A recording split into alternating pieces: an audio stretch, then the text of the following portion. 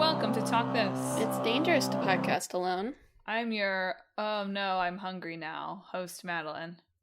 What? I mean, it's just a statement.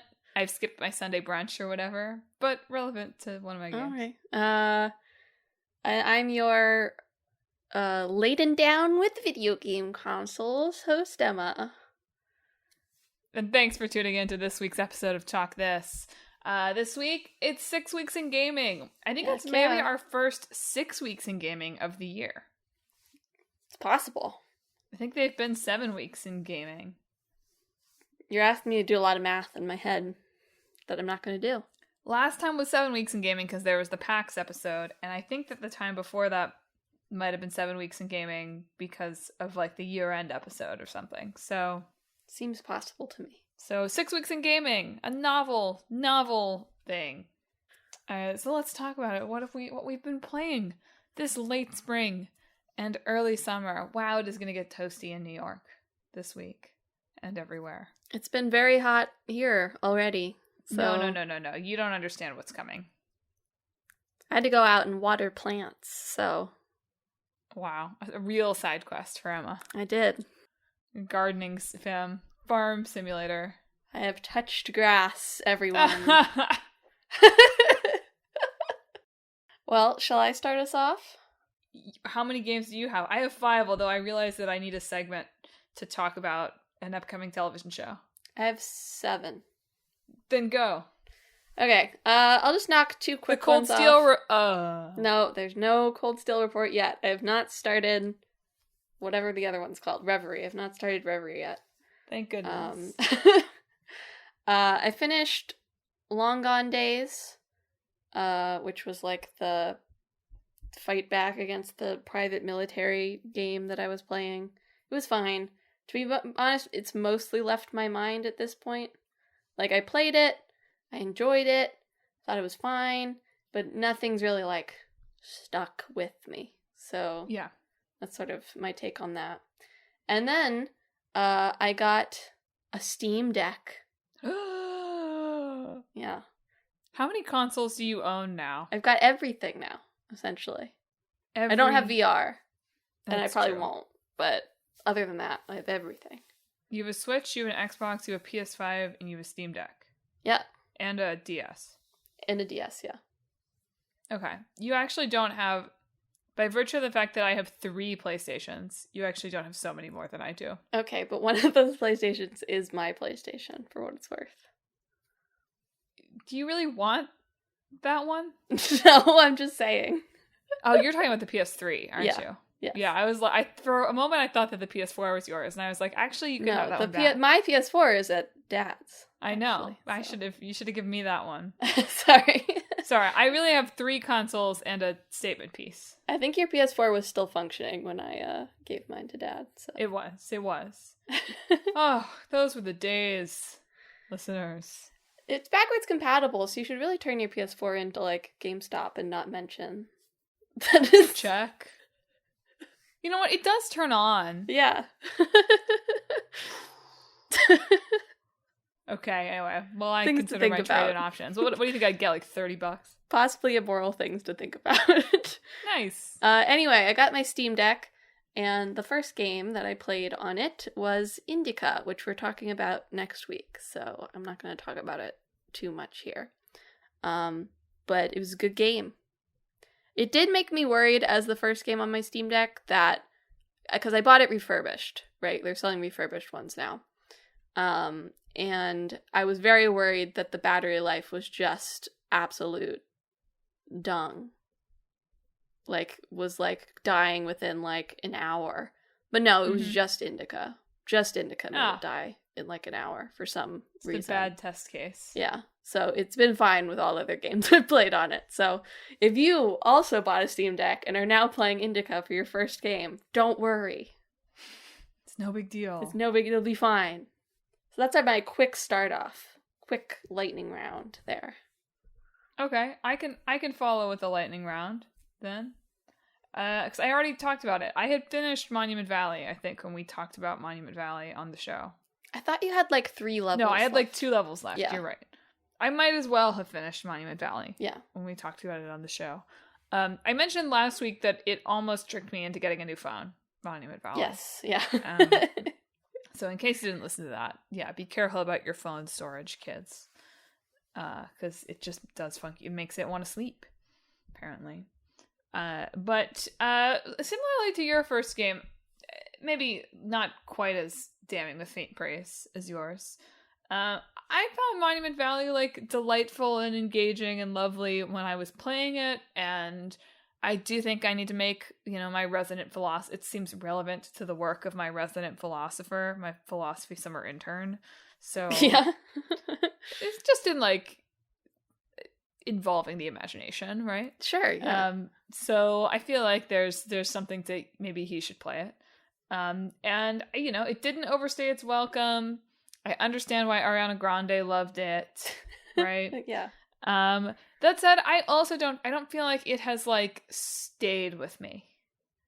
I understand why I haven't played this, but from, reading lots about it whenever it comes up for the show, I understand why a game like Journey, which in vibe is in many ways sort of similar to this, if not in gameplay, I understand why that game like sticks with people in a way that I think Monument Valley maybe doesn't. Mm-hmm. It's a delight, and I also understand maybe why it didn't like spark a renaissance of premium phone games. It's just not. It's lovely while you're playing it, but I just don't feel like it like made so much of an impact on me. Fair enough. They could have had like a slightly more evocative little story element to it. I think they could have really knocked it out of the park. Or out of the valley, perhaps. Yeah. But again, totally get why Ariana Grande would love it. And I won't elaborate. But if you want to hear more of my thoughts on that, I think I talked about it at more length on that episode, which was now almost 6 weeks ago. And I can certainly confirm that you can play it on any phone. There you go. Any phone that you have will play Monument Valley just fine. Even if it's hooked up to an IV. Even if its heart is external. Exactly. If I had a phone that... If I hadn't determined the fact that having this app on my phone was causing major issues for my phone, I might have been tempted to download Monument Valley 2. But I think in hindsight, I'm glad I didn't. Because I think it might have just gotten... It might have overstayed its welcome to play the two back-to-back. Well, the next game that I played on my Steam Deck was She's just bragging. I'm enjoying my Steam Deck, okay? My Steam Deck. Actually, you know what? My real review of my Steam Deck, it's fun in concept, but it's really freaking heavy. Like, I know I've said on the show before, like, oh, the Switch is heavy, I can't lie down and, like, hold it above my head. I really can't lie down and hold the Steam Deck above my head, because if I dropped it, I think it would hurt me. Not just in, like, a way like the Switch would, like in a I've bruised something way. Here's the thing, though. Emma has baby gamer hands. This is true. So, like, take this with a, But, it's training up. Soon I will have bulging gamer forearms from holding my Steam Deck, so... You gotta do reps with it while you play. But the next game I played on it was 1,000 Times Resist, which I know you don't bought, talk too much about this for my sake, because that's sitting on my Switch. Well, I can say... You can talk about it, sorry. Well, I can say, for anyone who's played or is curious about 1,000 Times Resist, there's a ton of great writing and reading to do about it. I listened to a Bullet Points episode on it. There was an interview with Gaming in the Wild with the main creative director, I think, on it. That was really interesting. Lots of great reviews on it. So if you're interested in really detailed analysis of 1,000 Times Resist, I'm not going to do it better off the cuff here than in any of those places. I have a question for you about that, though. Sure. Was there a moment closer to when it released when everyone was like, why is nobody talking about this game? Did you experience that? No, because there were a lot of games that came out at the same time that I actually saw more of. I saw more Animal Well on my feed than I did A Thousand Times Resist. Yeah. I just feel like I saw a few people being like, where's the coverage of this game? And now I feel like it's everywhere, but I'm starting to feel like I hallucinated the fact that people were like, where's the coverage of this Well, game? there wasn't very much when it at its release date. Now Right. there is several weeks past its release date. So I didn't hallucinate it. Yes. That's all I wanted to confirm. So Thousand Times Resist is like a walking simulator, essentially, with some very light puzzles that I don't know if I could even call them puzzles, really. Where you play as Watcher, who's a sister under the All-Mother, whose function is to watch. She's the chosen one who's supposed to watch. And what this means, essentially, is she communes with the All-Mother in order to experience her memories of a time when she was just a girl named Iris in the 2040s. This is far past the 2040s now. It's very far in the future. But Iris's, past takes place in the 2040s. And so you play as Watcher, you learn more about the All-Mother, you learn more about your various other sisters. There's Fixer, who leaves at the very beginning to go and be with the All-Mother, and that becomes a source of conflict pretty early on. There's Healer, who's in charge of trying to figure out and eradicate, sort of. Really, she's just in charge of taking care of things and sort of discouraged from trying to eradicate this overarching disease that's happening while you're living underground, because these aliens came down and brought disease with them, essentially, to sum it up very shortly. But anyway, there's Healer. There's Knower, who's in charge of, maintaining the knowledge of history, essentially. And there's Bang Bang Fire, that's in charge of, the military that's supposed to protect them from the occupants that they haven't seen in years, anyway. And then there's also Principal, who oversees this orchard where they sort of raise the sisters, rise up from being just shells to being, selected as, the Watcher or Healer or whatever, and then they, graduate and go and be with the All-Mother, and then sort of the cycle repeats itself. But it's really interesting in the way that, I felt like it was about to end, 3 times over the course of the game, and each time it didn't end, I think it became a much more interesting story and experience because it chose to go a little further than what a typical story might end at. And I very much enjoyed that. I guess I won't go too much further into it for your sake. It's a very theatrical game. The developers were initially a performance collective group that started sort of working on this project during the pandemic, essentially. Okay, that's a red flag, but cool. So there's a bunch of dancers and theater people, essentially, working on it, in addition to game developers. It's not all of them. I think that the main lead had done some games before, I believe. But had been sort of thinking about this project for a while, at least. So it's very, staged, I guess, in terms of it's very smart. It's not animated very much.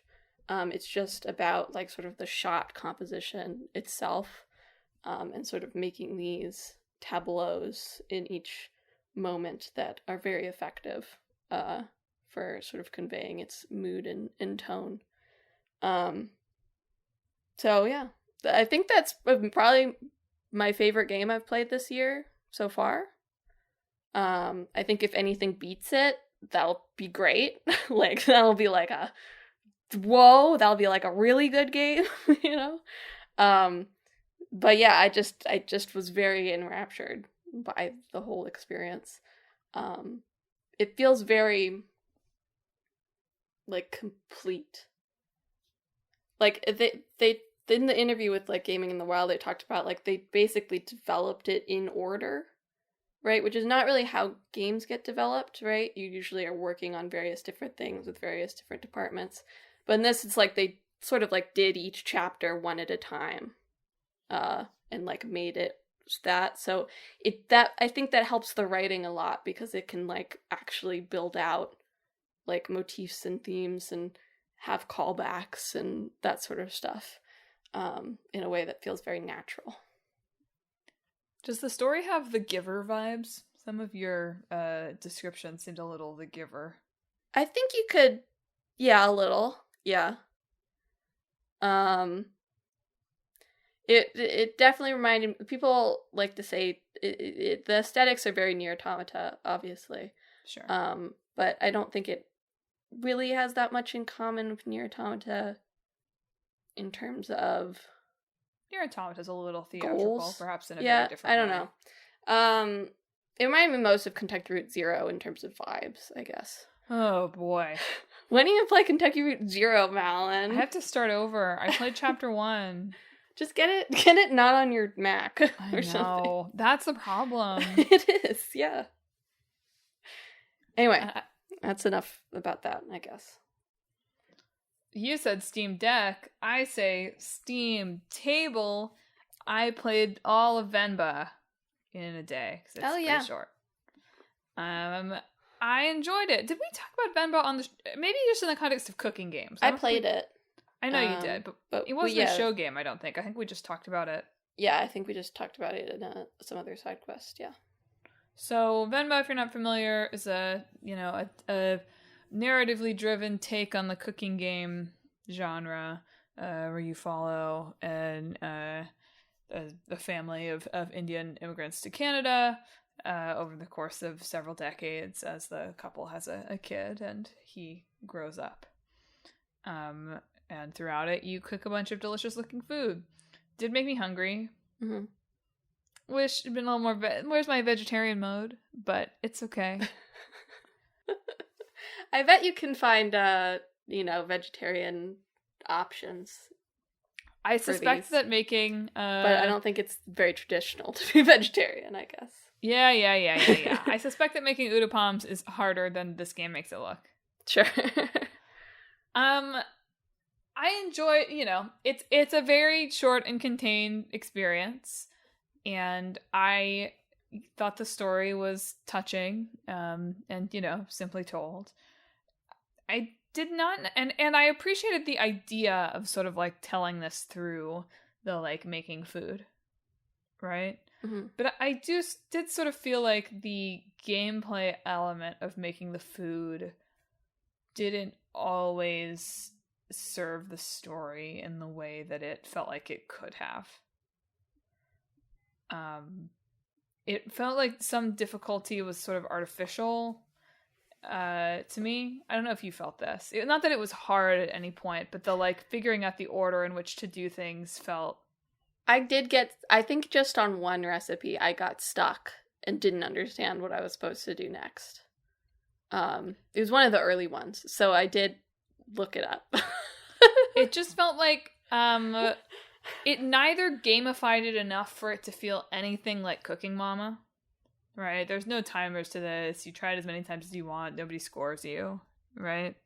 So it didn't lead into that gamification, which is fine.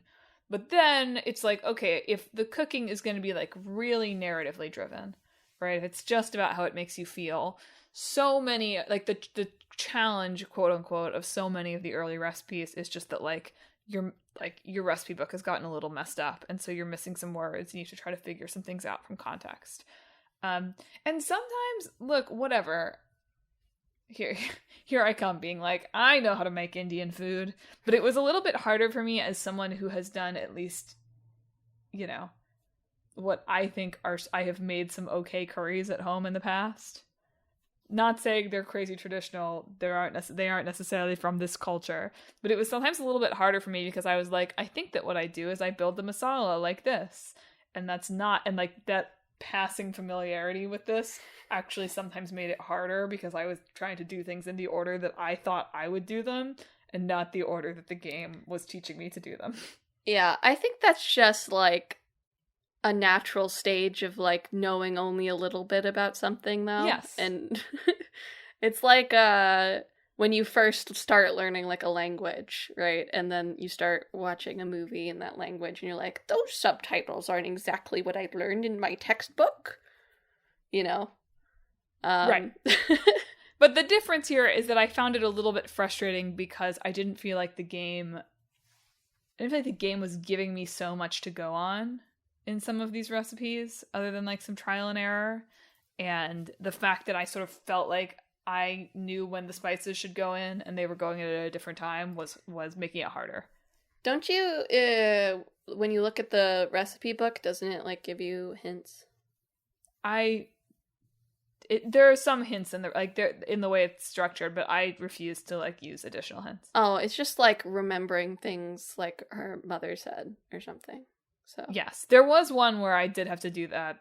I can't remember what recipe it was. There was one I had to do like 1,000,000 times. But my point being that because the cooking was so not gamey, it didn't feel character correct that this like 30-something Indian mother was struggling so hard to make X recipe in like very basic ways. You know what I mean? Like, it's okay if she messes up a little bit, but it was weird that I had to mess up 12 times. Well, maybe you should have taken the hints, Madeline. Oh my god. Like, on at least one of them, it was giving me the same hint over and over, and I was like, I can't figure this out. No, I think the one I got stuck on was, like, I knew what to do, I just didn't understand what motion the actual game input wanted me to do. Gotcha. I don't remember getting particularly stuck on any of the other ones. I did find the, like, later game recipes to be a little bit more... Like, there's one where she makes, like, a big feast for the sun, and then he doesn't show up, right? Yeah. And so, like, the fact, like, just like, none of that cooking was actually very hard at all, which felt right. It was like, oh, yeah, she's making all his favorites. She's made these 1,000,000 times, but it was, like, way longer than any of the other ones, right? And so that, I felt like that was narratively successful. Or, like, the son trying to make a recipe where he was, like, having trouble reading the language, right? Like, that was pretty successful as a genuine reason why you might not have the recipe, as opposed to, I've spilled things all over my precious mother's cookbook or whatever, and I can't read some of these recipes, which felt a little arbitrary. Or like I liked the last one where they're making dosas together. I felt like sort of like the 3 final chapters had pretty effective integrations of the cooking, albeit, and I think that is because in some ways the actual cooking of it was simpler or was more clearly explained. So yeah, I sort of felt like if something about this had been a little tighter, it could have been like really great. And instead it was just like this was a sweet and simple experience. You know, if you're feeling like being hungry, I would certainly recommend playing it. Food looks really good. You can like almost smell it. It looks really good. But yeah, just sort of felt like the first half of the story felt a little bit almost arbitrarily gamey, but like not in a I'm having a fun time trying to do my best cooking mama way, but in a they've thrown kind of arbitrary roadblocks at this that don't make a lot of sense way. I also wanted a chapter where she had to try to make an American food. I felt like that could have told a story. Okay. Where like and that would have made sense why she was like when she was having trouble, right? If there's a thing where it's like you're gonna make a Timbit, right? Or like poutine, something Canadian. And it's really hard. But cute overall, and did not install Bitcoin mining on my device. So yeah, that's a plus. Yeah. Well, speaking of short and sweet, I took a detour to my Switch, and I crossed Florence off my backlog, because it's been sitting on my Switch for like, I don't know, 4 years. So Florence is like less than an hour long, basically. It's just like a little simple story of like a relationship and then a breakup, essentially. that just tells its story through like little tableaus where there's like little interaction things that sort of speak to how the characters are feeling and the relationship. I think the one that was most successful is there's various times where you have to like piece dialogue boxes together. So like on your several first dates, like the dialogue boxes for the girl are initially like there's a bunch of pieces, right? 'Cause she's feeling she doesn't really know how to put the sentences together with this guy yet. And then as they keep going and get more comfortable, it just turns into like there's like one or two little puzzle pieces and the conversation's flowing naturally. And then during like their big fight later, like initially it's like there's like a little more, and then as the fight gets going, it becomes easier and easier to piece it together, right? Because they start just not even filtering their words at each other, which I thought was very effective for sort of like non-verbally telling like the rise and fall of this relationship and how it's similar. So yeah, I enjoyed it. It was good. It was a nice little palate cleanser. You know, I found it effective at what it was trying to do. Well, I feel like this was the I have said 7 weeks in gaming. It's not 7 weeks in gaming, it's 6 weeks. It was the 6 weeks in gaming, I feel like, where I actually got back to playing the podcast games. I think I'd really been shirking it. You've been busy, so. Yeah, I mean, yes. And I am still, would you believe? And I will be likely for the rest of my life. But sure. But I finished, heavy quotes, Animal Well, which I had done in time for the podcast, which is unbelievable. Yeah. I never do that. So, you can go back to that episode from last week and hear, some of my thoughts on that. But I've not been tempted. I've thought a few times about like, oh, do I want to fire it up again? And I think if I were in like a slightly different, so my another big game that I'm going to talk about later is Fire Emblem Three Hopes, right? Which I've also talked a little bit about on various shows in the meantime, I think. But I have actually been sort of like craving more of that game more than more of Animal Well, as I've been busy. Even though I played the podcast games, I've been busy, and I've had like some of those long work days where it would have been nice to have a Fire Emblem Three Hopes to be like, let's play something stupid in between sending a few emails, which, as we know, I have such a problem with turning games into like productivity hacks. But Animal Well is not that game. And so I've not been especially tempted to return to it in that way. We'll see. Again, I could see Click Like Boyfriend being like, I want to play this. He loves Hollow Knight, right? Like, definitely has some Hollow Knight vibes, and then that mystery thing. So we'll see if I end up watching some more playing of this. But shall we get slightly spoiled? Shall I share the thing that I thought was dumb and I had to look up? I thought you did. Wasn't it the rat and the yo-yo? Well, I don't think... thanks for the spoiler. Oh, sorry. I thought you said it on the show. I think that I was careful to not say it. I was careful to hint it heavily, but I don't know that I actually said it. Okay. Anyway, yeah, the rat on the wheel with the yo-yo cost me several hours of my life, I think. Maybe not several hours, but like I went all over the map. And it's because at other times I like had gotten lightly stuck. I think the game did a nice job of this throughout. There were other times in the game where I got lightly stuck. But because I knew that every game reviewer under the sun was like, don't cheat, figure it out on your own, that's the whole joy of the game, I refused to look up where to go next. And this also contributed to me not really realizing for a long time that the eggs weren't like the main goal. I mean, I guess they kind of are the main goal, but whatever, for a loser like me, they're just collectibles, bonus collectibles. Mm-hmm. And all of those other times where I got stuck, I would be jumping around and I would find another area to go to. And it actually usually was not where I thought it would be. And so that, I want to give, like, big 2 thumbs up to that game design. That, like, I spent, even though the traversal was a little hard, I did not spend, like, and you had to do some backtracking. I did not, except for that one time where I actually did feel like I knew where to go and I couldn't figure out how to get there.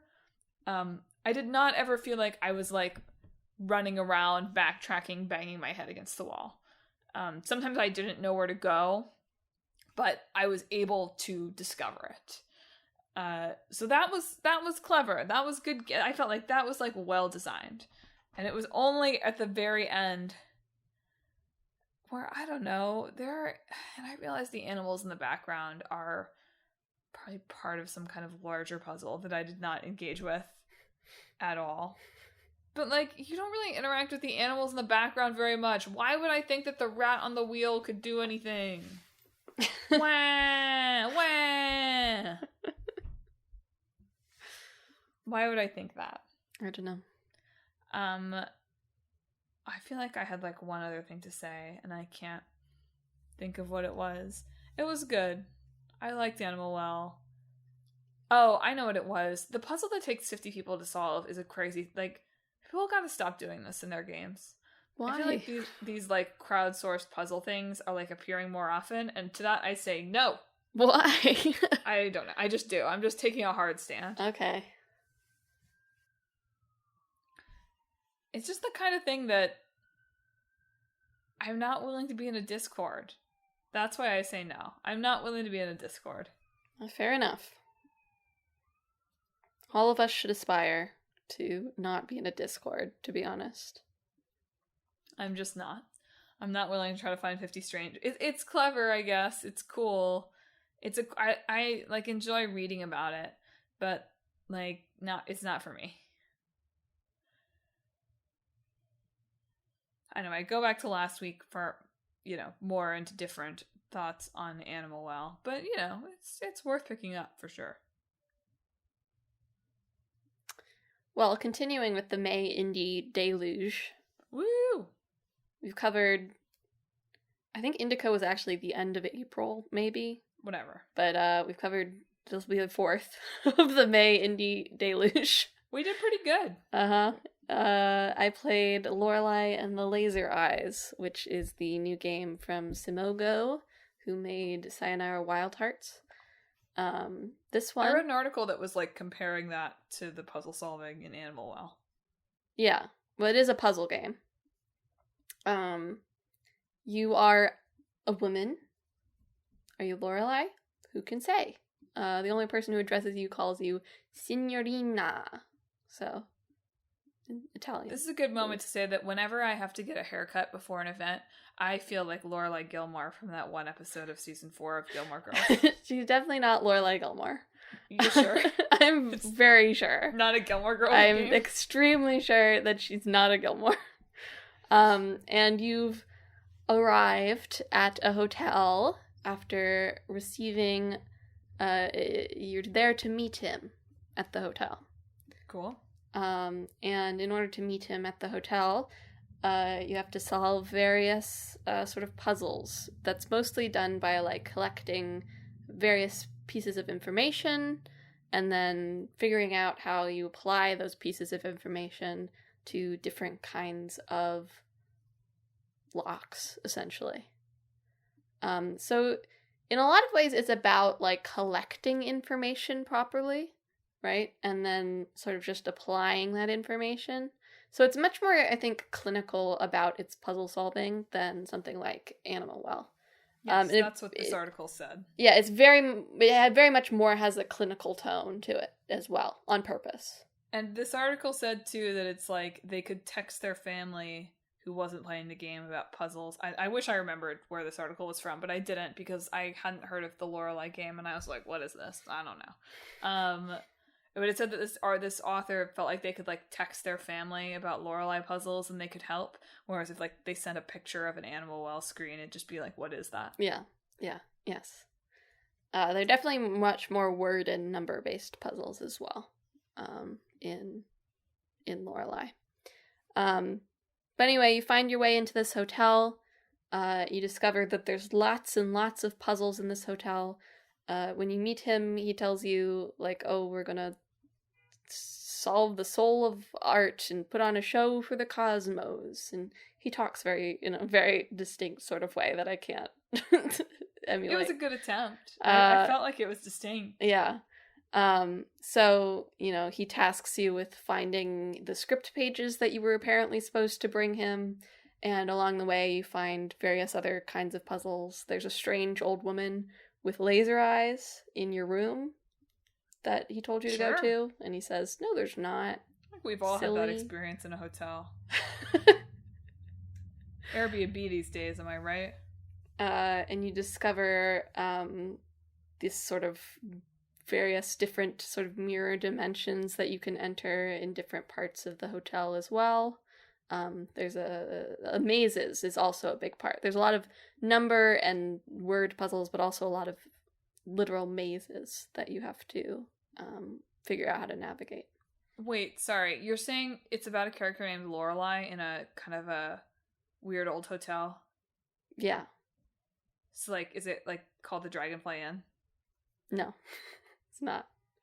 Okay, continue. Sorry. It's Hotel Les Jahres, which I think is last year in German. Oh, it's in German. That sounded kind of French to me, and I was like, so it's Michelle's hotel. It's the ja.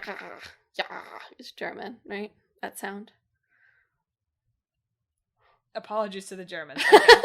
Yes. I'm sure I said the hotel name really wrong. We've been to Germany, so we can speak. Anyway, I don't know, maybe you and Clickbait Boyfriend would enjoy this together. We like a puzzle game. Yeah, I read a lot of articles too being like, play this, it's fun to play this with someone.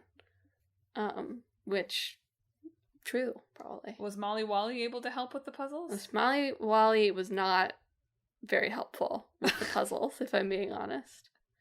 You can pet the dog in Lorelai and the Laser Eyes, by the way.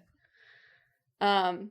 Both this and 1,000 Time Resist also take a place lower down the list, but still on the list of games that understand that they should be musical theater. A lot of theatrical games for you this time.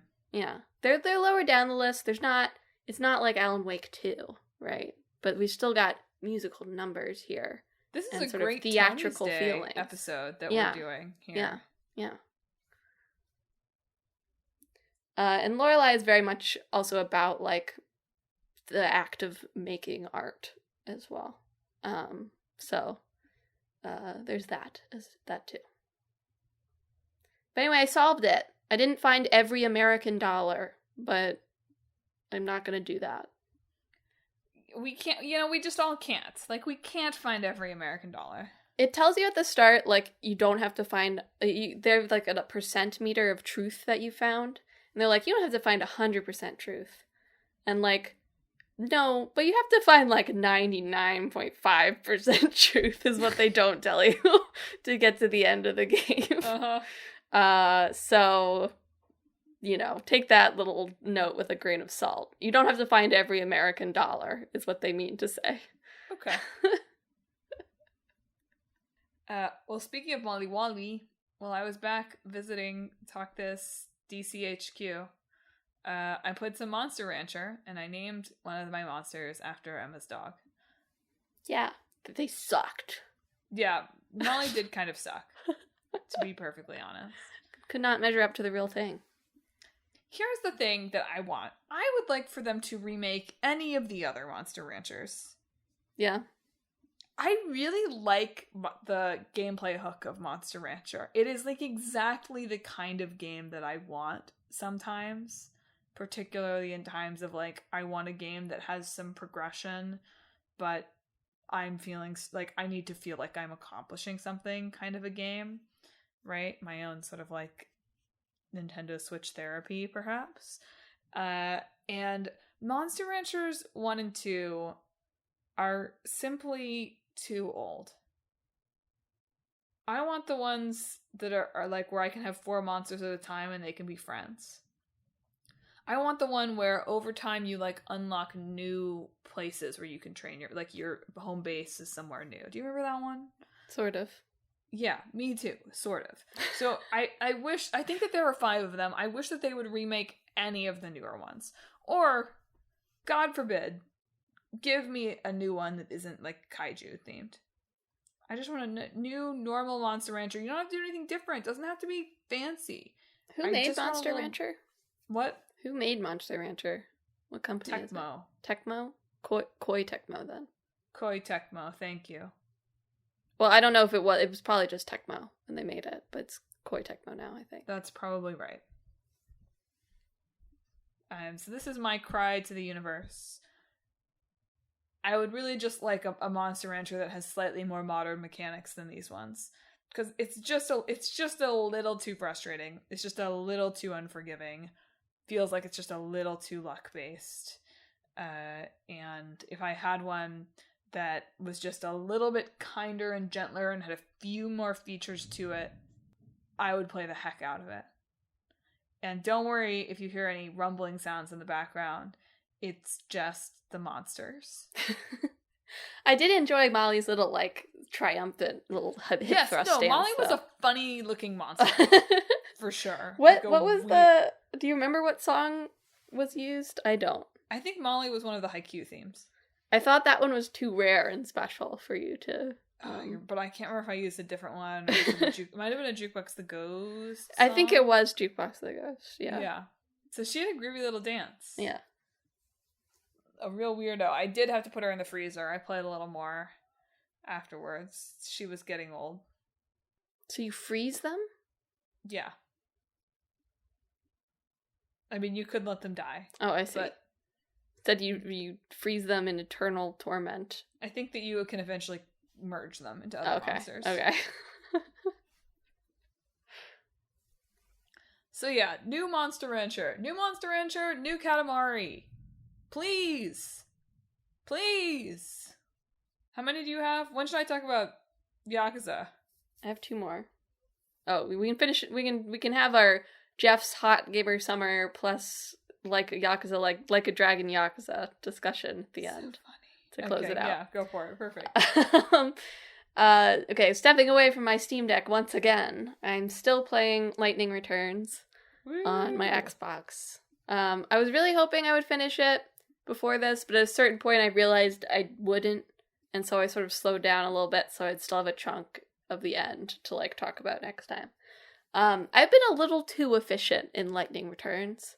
I've had a couple of days where I'm basically just like fulfilling like the little bonus quests that you can do for little tiny rewards. The Canvas of Prayers, they're called, and like exterminating some species of monsters for rewards, essentially. Because I've done all the main quests, and I did all the side quests that I am capable of doing. I will not do the super boss or the exterminate literally every monster in the game one. I don't think those are going to happen. Mm-hmm. But so I'm coming up close to the end now. But yes, I was a little too efficient with my time. I sort of accidentally finished the last main quest. I really thought I accidentally sort of wandered into it unprepared and somehow beat the boss by the seat of my pants. And so, unfortunately, for a very dramatic cutscene, Lightning was wearing an awful, awful outfit that I had her in. I don't know if I mentioned this last time, but like the big feature of Lightning Returns is her outfits. You can dress Lightning in 3 different outfits at a time. That's her like fighting gear. And each of these outfits is sort of suited for like a role. So like you'll have like your defensive outfit, your magic outfit, your physical outfit, your status ailment outfit, that sort of stuff. And there's special ones that do special things as well. So these are both like cosmetic and functional. So you set up these different outfits for her. You can pick which one she wears around town. You can give her 1 accessory each for each of the outfits. You can recolor the outfits if you so choose. Good. So they should put this into Final Fantasy VII R3 is what I'm saying. I want to dress Cloud up in some outfits. But I find it very charming that when you're like just sort of running around environments, will comment on what you're wearing. So like, and I haven't gotten one that like repeated for any outfit yet. Like the one I've been wearing most of the time is like a suit, like a dapper suit. I think it's called like Velvet Bouncer is the name or something. Nice. And so when you run around town, she's like, "Oh wow, that's a woman." Or like, "Wow, so dapper," you know? Or like, "Wow, she looks so elegant." Or occasionally like, "Is that the patron?" Which is Snow, by the way. So I love those. This is what happens to me when I dress up for events. Yeah, she has like what I desire to happen. She has like a bandit outfit that's like, she's so sleek for a bandit, you know? Or there's one where she's like, it's like an evil outfit essentially. So when you're walking around it, people are like, "Oh, I'm a little scared of her." It's very delightful. It brings me much joy. That's what encourages me to like switch her different outfits out, because I have to hear what everybody thinks of Lightning's fashion. It's like the little Skyrim patter where they like will remark on things that you've done except better. Yeah. Exactly. So I'm still enjoying Lightning Returns. I don't know if it's good, but like I'm enjoying the vibes, you know? Yeah. Like, I sort of just play it and, like, just sort of, like, soak it in. Especially now that I have, like, free time. There's, like, street musicians throughout different areas of the game that are playing, like, acoustic arrangements of some of the songs that have been in the whole series. So I spent just, like, an hour in-game time just, like, standing in front of this guy on a guitar, singing, like, a, "Do you remember the sound of the ocean waves?" So I'm just enjoying it, you know? The world's ending, but we've got some good tunes and some cute outfits. The world is, and this is very Lightning Returns themed, the world is more or less ending outside right now in New York. It is torrential rain. Wow. We're not raining here. Thankfully, not yet. It's just absolutely movie rain out there. And so if you hear lightning and movie rain, or me like being like, "Oh no, the water's pouring in," you know, don't worry. Emma wouldn't publish it if I drowned. Yeah, I wouldn't. Don't worry. Even though this is recorded live. Anyway, my last game, I can't remember how much of my discussion of this game I've done on episodes where it was not really appropriate for me to be discussing it, or just with you after episodes. It all sort of blends together. But it's Fire Emblem Three Hopes.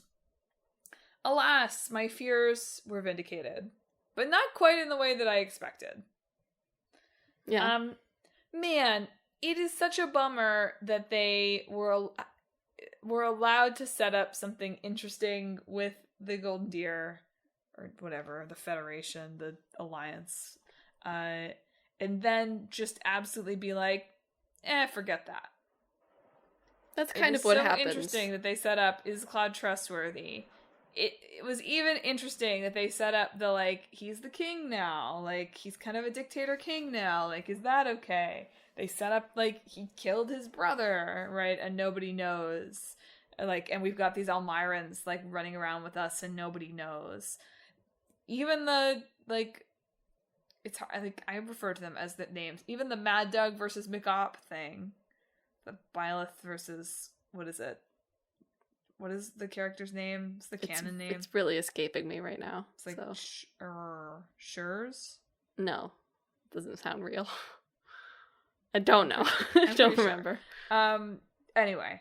And especially because, like, I don't know, there was so much interesting setup, and granted, maybe a little bit of it got lost because I disobeyed Claude's orders and did fight Mad Dog Byleth, right? But even then, it's like, you set up over and over that I keep trying to call him Cloud, that Claude is maybe not trustworthy, right? That he's not telling us things. And then you expect me to blindly obey his orders? Yeah. And if I don't, something bad happens, I get punished for not obeying him? Boo! That is, I think, how it's set up in every route, for what it's worth. Yeah. But yeah, it's just like, whoever came up with those who slither in the dark in the first game should go slither away somewhere. It ruins it, and I don't even get the dubstep music. Yeah. from the first game. Some parts of the Slither stuff feels like it was like from like the beginning drafts a little bit. Like they were like, oh, we've got the Shadowy organization, right? Of course, we always have those in Fire Emblem. And then they just like wrote more interesting interpersonal conflicts, and then the Slithers were still there also. And I wish they had done either, like, just done something. I don't know. I wish this game had done something. How about that? Yes. Like they had the opportunity to pull it back so close to the end too. I was like, okay, we're not gonna do anything with the like, can Claude be trusted thing. Okay. Maybe we're not even gonna do anything with the like, he's got dictator powers now. That seems like something that could be bad. But man, they're like on the verge of taking over the kingdom's capital, right? Not with really the goal of conquering with the kingdom, but with like forcing them to like abandon the church. Right? There's something interesting there. Maybe Claude miscalculates, or maybe not. Maybe we learn something about Dimitri, or maybe not. And no, instead it's like, oh no, we have to retreat. There's bandits back home. It's like there's not a single other army. There's nobody who can fight the bandits for another half hour. Will we like finish the plan that we've been building towards? All of that for it to be like, actually, Claude's a good king. No, we should have done it and then had to go back and have people be pissed at us because they got slaughtered. Ugh! Over and over, they get like every chapter there was an opportunity to do something more interesting. Every chapter, yeah, pretty much. And yeah, I thought at least I'd get the dubstep stuff that came with the Slither guys in the original game, but no. But at least we get to defeat the Pope. She pretty much comes out of nowhere. This game does not do a lot to explain why we might not like the church, to be honest. Neither does the original, really, to be honest. More, though. More than this. At least a little. I don't know. But also, I totally min-maxed this game. I got, like, the ominous thunder really underscored this is a bad thing in my life. Except for the supports that I missed because I didn't realize you had to rank them up super early. So like a couple of Claudes, basically. I got like every support. Because the game is just not hard enough for there to be anything else to pay attention to other than like rotating characters in so they get support points. Which was fine. To be clear, that's not like much of a criticism. I actually don't want the Warriors games to be that hard. So that was a benefit to me. That was a thumbs up. Like, it was a game that served a purpose. It was like the right game to be playing through like that sort of semi-busy time period where like having a game that was pretty mindless was something. And I'm glad that I didn't give up on it. This is a game I definitely could have dropped. I'm glad I finished it. But, it's a bummer. It's a bummer. Yeah. They couldn't be like, because this game is basically like, you don't have to make anything in Three Hopes canon. You can just be like, this is an alternate, non-canon story. So like, let's do some weird stuff with it. Come on.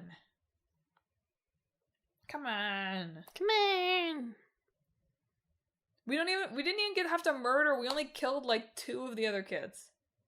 Yeah, in Blue Lions, you only have to kill Caspar, which I took that as a personal attack on myself. Did Caspar die? I can't remember if Caspar died or if he just escaped 17 times. I don't remember.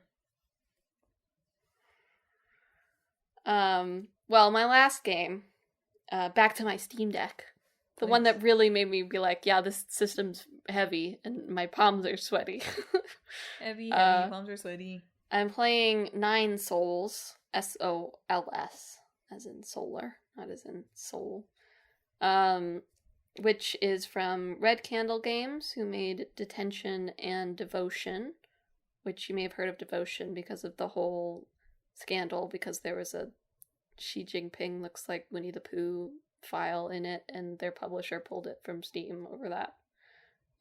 They're Taiwanese game studio, I feel like is Yes, relevant. I remember this.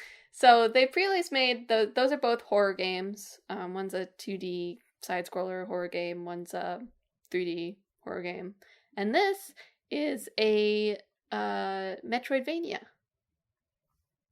So you play as I backed it a while ago, so I got the code when it came out. So I've been looking forward to this. So you play as Yi, who's a catman, essentially. Who, for reasons that are still unclear to me, well, reasons in the specific reasons are unclear to me. The vague vibe I'm getting is that he did something that this council didn't like, and so they sentenced him to death, but he didn't die, and so now he's here to put things right, essentially. So yeah, he plays Yi. He has recovered from near death in a village that appears very pastoral, but it's very quickly revealed that it's sort of behind it is a very advanced sci-fi civilization that's raising what they call ape men, but are humans essentially, as like raw material for their sort of science experiments behind the scenes. So you've been living there for a few years. The boy Xuan that you've been living with is due to be sacrificed, essentially. So you save him from being sacrificed and begin to enact your plan to take back the soul seals from all the other members of the council in order to use them for something. Sure. I like how unclear it is. It's some reviews I've read have been like it's a lot more sort of wordy and narrative heavy than a typical Metroidvania. But I still appreciate how it doesn't really let you in. It lets you into Yi's head very, very slowly over the course of the game. So I have 5 soul steals now of 9, I guess, and I assume there'll be a boss or 2 after that. So I'm probably like halfway-ish through the game, I guess.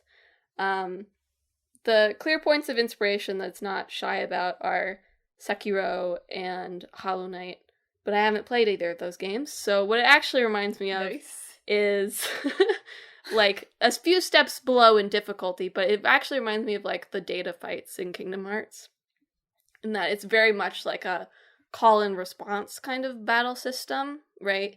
You figure out the patterns that the enemies are throwing at you, and then you react accordingly. So you have a parry that you really want to be using, because when you parry, you get a key charge, or chi charge, I think it is, that you can then use on your talisman, which you stick on an enemy and then explode to do big bursts of damage, in addition to just having your normal sword. And as you go, you gain, skill points that you can use to make your different combat abilities better. You gain new movement abilities and also new, like, parries, essentially. So you get an air parry and, like, a charge parry, which is quite fun when you pull it off correctly. So for a lot of the game, up to, like, the 4th boss fight, there had been these red attacks that are just unblockable, right? You have to dash and avoid them. And then for the 4th boss fight, you finally learn how to parry those. So that, like, opens up the way that you can approach different battles, which is quite fun. So yeah, I've been enjoying it. Like I said, I was surprised when I played Kingdom Hearts 3 how much I enjoyed trying to do the data fights, and this is similar, although not as difficult because they're not secret bosses, obviously. Maybe it will get that difficult. We'll see. That's crazy that you're like you're a secret like Dark Souls head. I know. I think what it is you don't really have stamina like you do in Dark Souls, which I think is sort of what makes me not interested in Dark Souls, because I like that I can just like keep parrying, right, and not like run out of stamina and not be able to roll or block or whatever. I just want to be able to use all my tools whenever I want to, and sort of like think fast and come up with the right answer, So when you're doing it right, like, it feels great, like, it feels really cool, and when you're doing it wrong, you're like, oh yeah, that was all me, that was me.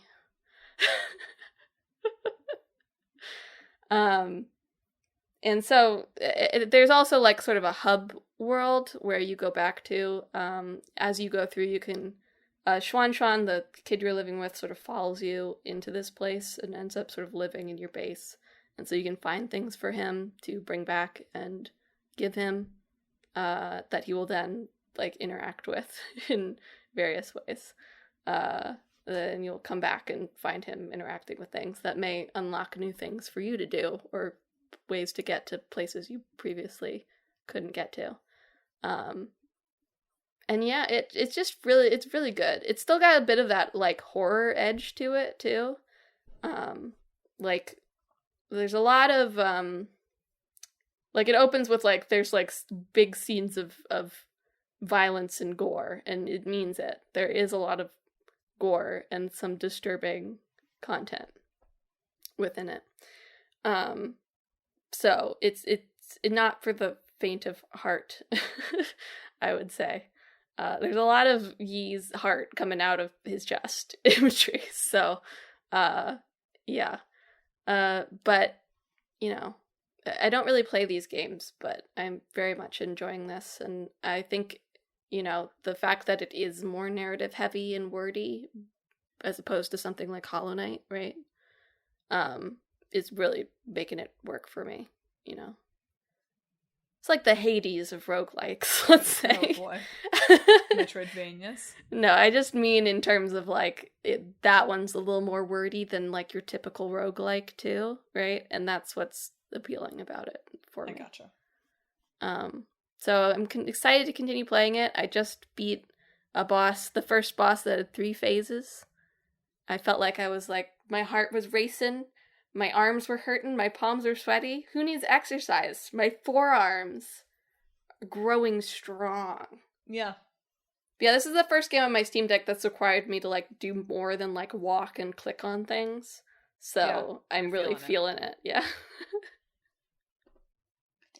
Well, speaking of being wordy, we have already talked for over an hour, but do you have quick thoughts on Jeff Video Games' Hot and Toasty Gamer Summer?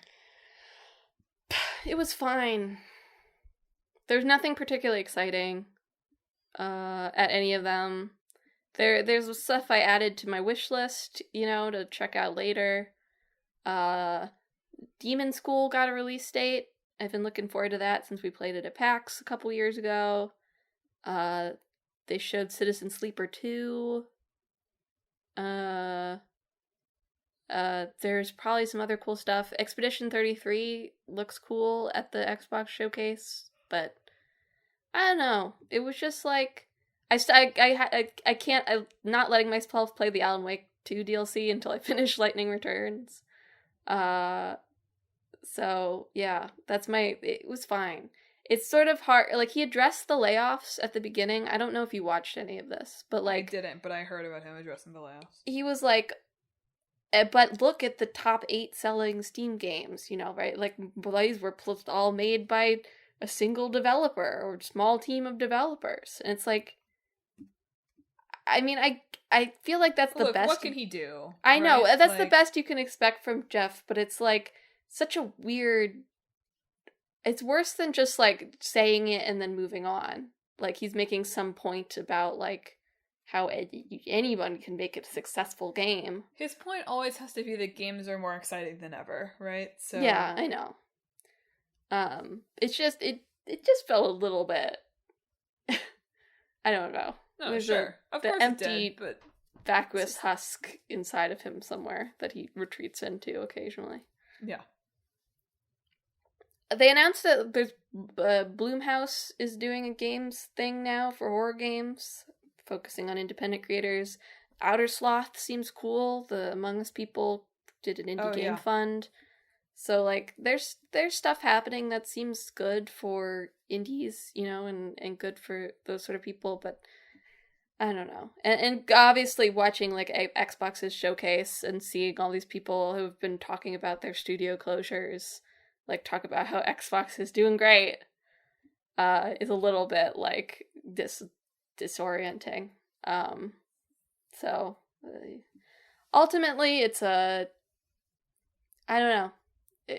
Maybe I have just matured and opened my eyes, but it into the very soulless advertisingness of it But I preferred E3, you know?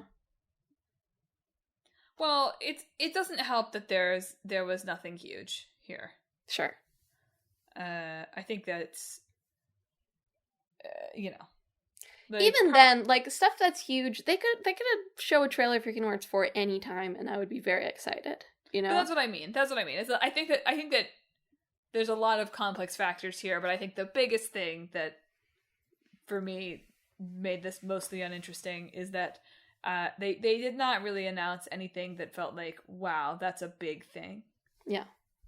It's the PAX effect all over again. So I'm waiting patiently for some kind of Square Enix Direct. I'm waiting for my RGG Direct. I'm waiting for... Yeah. They are doing motion capture for the next Like a Dragon. They weren't before? They are currently doing motion capture. They're currently doing... I was like... I think they were. I think they were. They posted a photo of Yokoyama, like, asleep. Oh, good for him. In the motion capture room. Yeah, live action Yakuza. Like a Dragon Yakuza. Like a Dragon Yakuza. So funny. Could not have picked a funnier title. This is a very funny title. I'm gonna be so annoying about this show. Because people are gonna watch it, right? People watched Fallout. Yeah. People watched The Last of Us. Like, people I know are gonna watch this. It will be in Japanese, though, right? So that might filter some people out as opposed to, like, Fallout. And sure. I just mean in general. You're right. Still, though. I mean, whatever. People watch Squid Games, so people watch this, you know. Thank you. That's probably exactly what the exec said. I think it's gonna be bad, though. I don't know. I think that going for, like, a Kamen Rider for Kiryu is the right call in terms of, like, tone, right? Yes, but I just don't know how... What is, like, the tearing off of the shirt, but, like, a Kamen Rider transformation? God, right? Watching a live-action tearing off of the shirt is gonna be unbelievable. But I'm not sure. Have they said what game they're adapting? It's clearly one of either 1 or 0, right? It is very clearly from the RGG Twitter account 1. Okay. They are posting non-stop Yakuza Kiwami stuff. Because I'm just... I don't know. Is 1 the best one to adapt into a TV show? No, it's not. Yeah. That's sort of how I feel. I mean, it sort of is if you want a really simple... I do think 0 is better. Yeah, I don't... I'm a little bit... I mean, as I've said in my ranking of these games, I don't think the story of 1 is that great. I mean, it's important, but it's pretty simple. They have said some stuff that make it sound like maybe they are going to add some 1995 content. Sure. Which might beef it up a little bit. But I just feel like 1... I don't know. I feel like the tone of these games is something that is so video game, and that if you're just going to tell the soap opera story, it's maybe not going to be very good. But that also, how in a TV show could you capture the, like... It's pocket circuit time. Yeah. I think that will really be the key. I think if it's a very straightforward telling, it might be fine. Yeah. Right? Like, it could possibly be functional. Yes. And maybe even, like, crafted relatively well. Yeah. But I think that, yeah, the source is maybe lacking a little bit in terms of, like, TV level script. But I think if they can find some way to capture a little bit of the sub-story stuff and work that in, maybe they could find something good. I don't know. Just Majima everywhere. Just Majima everywhere. Every 10 minutes or so, there's just a weird little... They don't explain who he is, I think. they set up... They miss all, like, the intro stuff. It's just, like... Then he's there. Then he's there sometimes. Oh, you know what? This is gonna be sick. I can dress as Majima for Halloween this year. Yeah. Because people will get it. Yeah. Maybe. A couple people. Yeah. Oh, I gotta order my jacket now. Anyway, folks, that I think brings us to the end of a supersized 6 weeks in gaming here at Talk This. It's dangerous to podcast alone. Have you played any of the, deluge of indies that came out in early May, late April, whatever? Do you have thoughts on them? Do you wish more games just made you really, really hungry all the time? Do you want more walking simulators that feel lightly based on classic children's literature? I'm just kidding. Obviously, 1,000 Times Resist is not based on The Giver. But, you know what I'm saying. Listeners, if you have thoughts on this or anything else we talked about this week, hit us up on social media. We're on Facebook, Twitter, Instagram, and YouTube at Talk This Podcast. If you go to the YouTube, there's a lot more there because we are recently on YouTube podcasts, so you can listen to all of the podcast episodes on our YouTube. But you should also, if you want to learn more about the show, check out our website, www.talkthispodcast.com, where you can check out the games in the hat, read our blog, and all sorts of other good stuff. So go there, but most importantly, if you enjoy the show, you should subscribe. We're on Apple Podcasts, YouTube Podcasts, TuneIn, Spotify, Pandora Podcasts, online and on the app, Overcast, Pocket Casts, wherever you find podcasts. Subscribe to Talk This. I promise in the next 6 weeks of gaming, I will finish Trine 5. So you better subscribe before then so you don't miss that. Last week feels like several years ago. What are we talking about next week? Child of Light and Indica. Right. Oh, you literally even said that on the show. Yeah, I did. That's amazing. I live in the present. Well, do you want to sign us off, oh present liver? Sure. I hope that this week, if you're making a recipe, it has all the words.